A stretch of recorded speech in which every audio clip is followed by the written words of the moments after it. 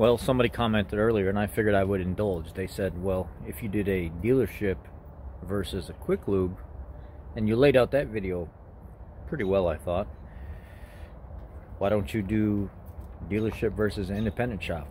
Okay, I'm not scared to do that. I respect independent shops wholeheartedly.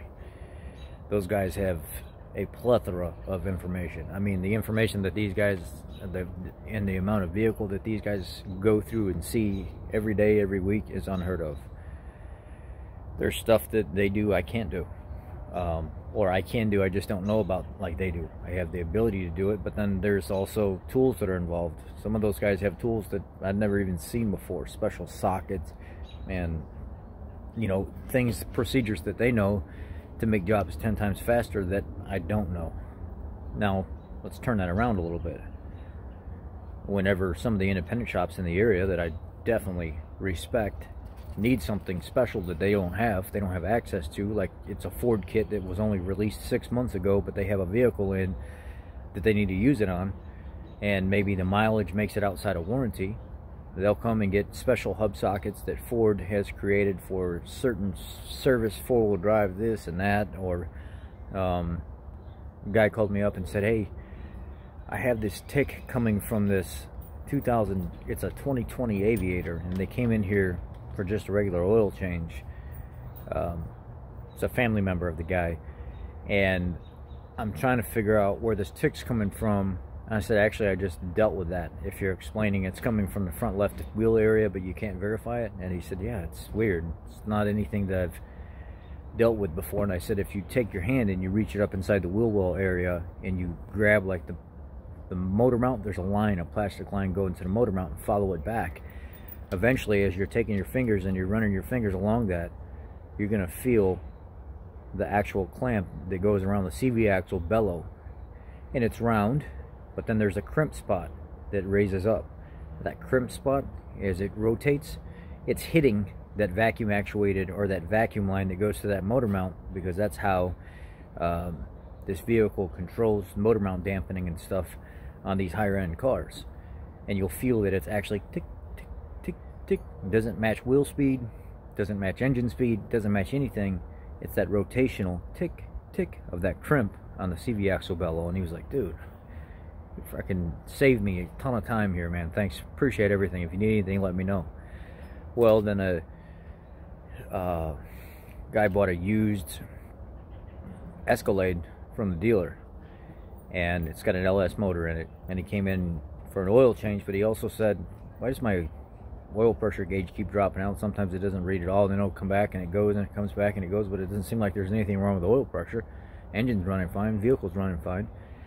I call up another guy I know at an independent shop that works at a ton of these on these LS engine. I said, hey Charlie, I'm dealing with an oil pressure issue here. Vehicle's running fine, it's got plenty of oil, motor's sound really strong, but the oil pressure is dropping out on the dash, and then it just doesn't read at all, and it's got a oil pressure message that comes up across the cluster, and the customer's worried about it.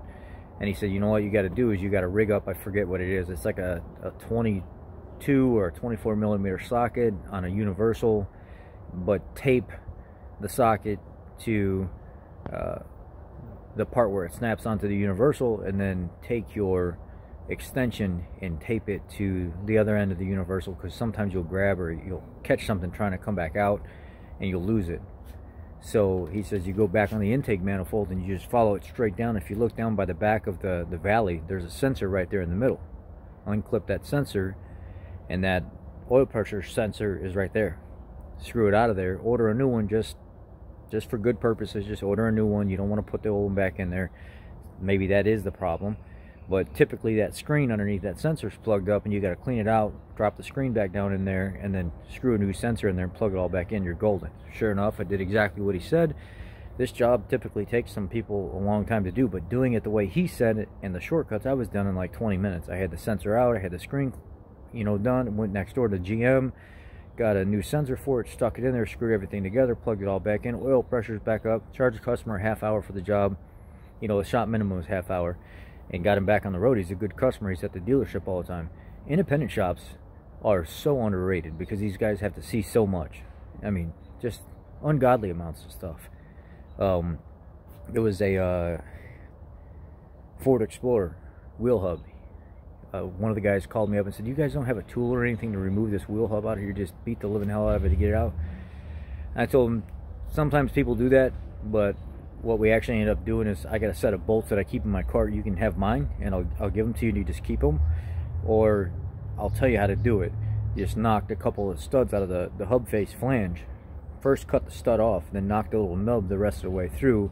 Spin it around enough to where you can get a good solid part of the knuckle. Leave the backing plate on there because it buffers, or you can put like a little piece of metal behind it and actually put a 5/8 bolt through that stud where you knocked it out, put a nut on the back side and run it through, and you'll actually be able to drive that bolt into the face of the knuckle while pulling the nut back and pull that wheel bearing right out of there. You'll be done in 15 minutes. It's an hour job, hour and a half job. Most guys, I mean, that's book time for it, because it literally takes forever to knock those damn things out of there.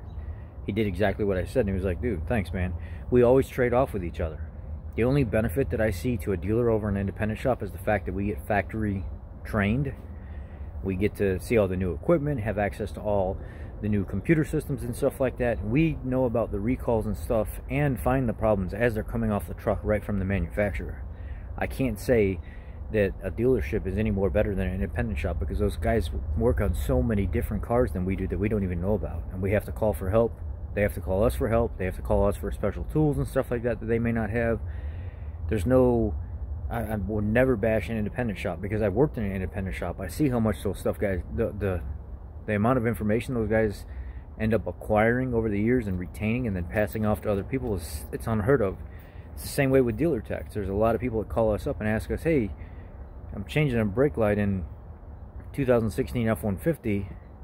Bulb's blown, that's all it was. But for some reason, when I put the new bulb in and put the brake light on, it just doesn't work." "Oh, Bill, you know, you just got to go in the computer system and clear the codes, because the computer will actually shut down that circuit and stop supplying voltage to that to protect the circuit." A lot of these new computers and these systems have field effect transistors and stuff in them. Clear the codes, you're fine. Clear the codes, call me back up. "Dude, you're awesome. Thanks, man. I appreciate that." Simple. We bounce ideas and help each other all the time. You know, I may have to have a tool for a used car that was traded in that I'm trying to fix something, or a buddy of mine, I'd never done wheel bearings on a Toyota Camry before. I just wanted to make sure that I was cool with everything. So he's a Toyota tech. I said, "Hey, what do I got to do?" And he was like, "It's nothing serious, dude. You can actually pull the whole entire faceplate and everything off, the emergency brakes, the whole hardware kit, everything. Just unbolt it, pull the wheel bearing out of the back of it, install the new wheel bearing and stuff, put it all back together, and set the whole assembly back up there, and you're done." I would have probably made that job 10 times harder if I didn't make friends in the industry. Independent shops are freaking fabulous, man. I have no problem with them at all. Now, I have worked for crooks in an independent shop. There was a guy here in Illinois back in the day. He had 3 shops. He hired a bunch of shoddy people. You know, the dealership, you don't see this so much, so I think is maybe somewhat of a downfall depending on management or who owns it. And the guy was a mechanic back in the day at a dealership, but chose to break away and make his own money. He opened a small hole-in-the-wall shop, and then another one, and then another one, and he was a crook. He stole money from his guys. He hired guys that were just complete trash, and seeing the work and stuff that would come in and out of these shops put a bad taste in my mouth early on because I was young. But I quickly got away from the independent stuff and started looking at more of the manufacturer, dealer train type environment, and I realized there's still faults there. Don't get me wrong, there's still shitty people in the dealer. There's still a ton of stuff that the dealer gets a bad rep because the manufacturer doesn't want to take care of what they're supposed to take care of. It's corporate type shenanigans and BS.